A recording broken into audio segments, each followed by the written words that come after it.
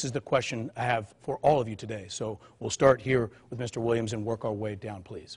From Columbine to Sandy Hook, Parkland, Florida, to Santa Fe, Texas, so many Americans are starting to wonder if a school shooting tragedy is inevitable in their community. As governor of Georgia, what leadership specifically would you provide to make changes for our kids and our educators? Mr. Williams.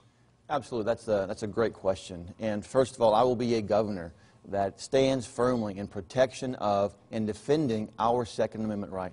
These horrific tragedies that are happening all over our country can be stopped if we implemented my school safety plan.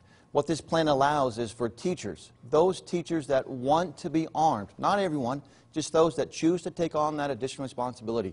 Let's give them the training that they need to carry a gun on campus to protect our children. Also, we need to have armed resource officers at every single one of the open entrances of these schools. I know there are many veterans out there, retired police officers, that are willing to volunteer to do this on part-time to help protect our children. We have to protect our most valuable resource, which is our children. We have to do so and not give up our Second Amendment rights, and I will do that as governor. Mr. Tippins. I'm the only person on this stage that's carried a weapon in defense of our country and is an unabashed supporter of the Second Amendment.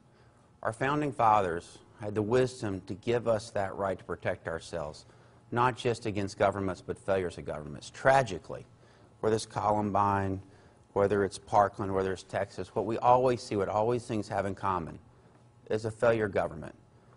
I know how to protect things. I was a Navy SEAL. As your governor, I'll do everything in my power to protect our people, our teachers, and our schools.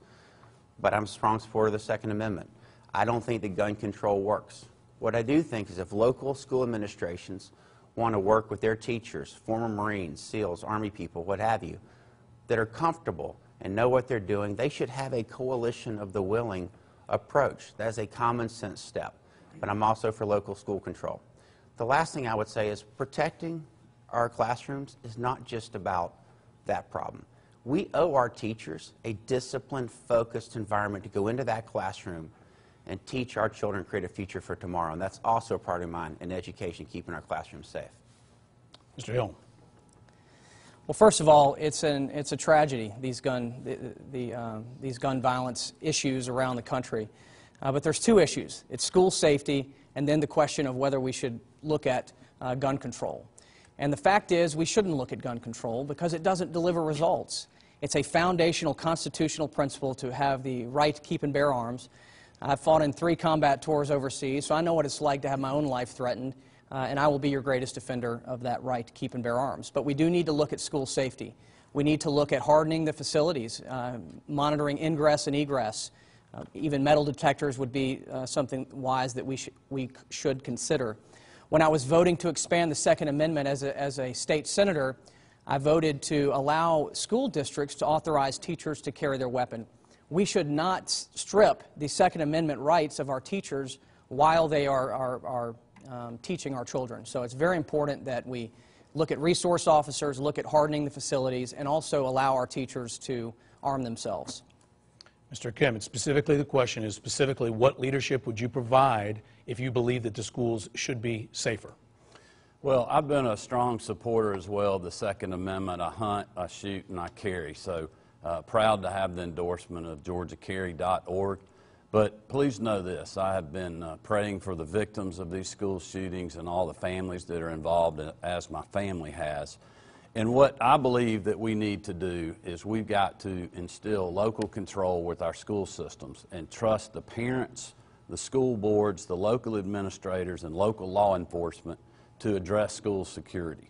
Now, I do think there's certainly a role for state government to play in that, and as governor, I would be more than willing to do that, but I think the locals need to take the lead.